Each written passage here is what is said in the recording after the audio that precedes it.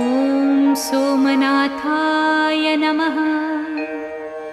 ॐ मल्लिकार्जुनाय नमः। ॐ महाकालेश्वराय नमः। ॐ ओंकारेश्वराय नमः। ॐ वैद्यनाथाय नमः। ॐ भीमशङ्कराय नमः। ॐ रामेश्वराय नमः। ॐ नागेश्वराय नमः। ॐ विश्वेश्वराय नमः। ॐ त्र्यम्बकेश्वराय नमः।